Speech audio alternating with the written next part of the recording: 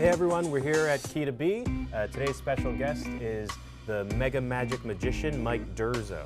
What? Hey Mike, how are you? How are you? Good to see you, Stuart. Thanks for coming in. Thanks for having me. Oh, you're welcome. So, I guess our first question is, when did the magic all start?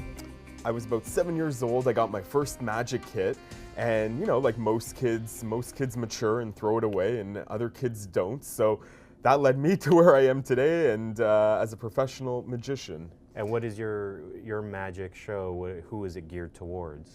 What we try to do in our show is just make it a fun, interactive show that everyone can enjoy. Doesn't matter your age, your race, your culture. It's a show that was designed to really appeal to anyone. We've taken the show all around the world. Even we were just in China performing for people that didn't even speak a word of English.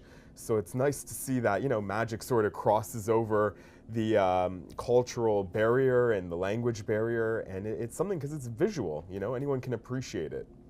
What secrets did you learn about the industry as you were going through your career path?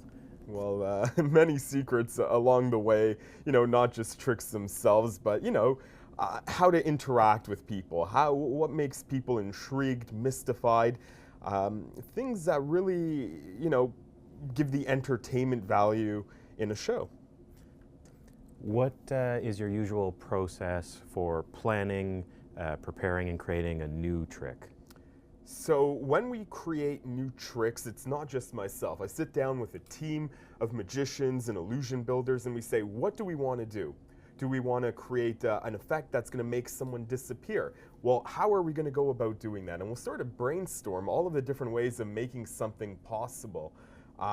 And the best part about it is, you know, it's amazing how many different methods we can come up with, but then we have to choose the best one and then design the illusion around that. So I've heard a lot about this triple switch trick you're doing. Can you elaborate on that and kind of what's involved? Yeah, so the triple switch is our twist on the classic metamorphosis. So basically, my assistant goes into the box and I stand in front of the box and then hold up a curtain, and within a split second, my assistant is now standing where I was and I've disappeared. So when she goes to open the box, there's now someone else in the box and I appear at the back of the audience. This was our twist on you know, one of the greatest magic effects which has been performed by magicians around the world. And you're going to tell me how you do it, right? Can you keep a secret? No. Then forget about it. All right. For your career, you've been doing it since you were young. Where do you see yourself in 5 years, 10 years, 20 years? Do you see yourself playing at Vegas at some point? Well, I've been to Vegas many times before. You know, to me, it's not really so much about where you are. I love doing shows. I have a nightly show in Niagara Falls where we get tons, hundreds and hundreds of people, if not up to 1,000 people a night coming out to the show. I've also done large festivals, you know, for up to 10,000 people at a time. So, you know, in terms of my career 5, 10 years down the road, you know, I love the idea of traveling with my show, but I also love the idea of having a place where people just come to see me and the show itself, whether it be in a theater or you know, a festival or somewhere in the city. Your show is family friendly, it's for everybody. But would you go further for your career, let's say, if you came up with certain tricks that might be considered more extreme? Because there's various types of magicians out there. If it meant furthering your career, you know, maybe getting that show on in Vegas. Of course, yeah. You know, to me, I'm always open to new ideas and new challenges.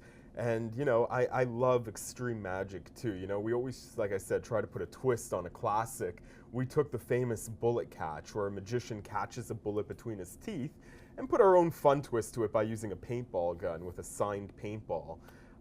So this, again, was sort of a twist that we put on our magic show.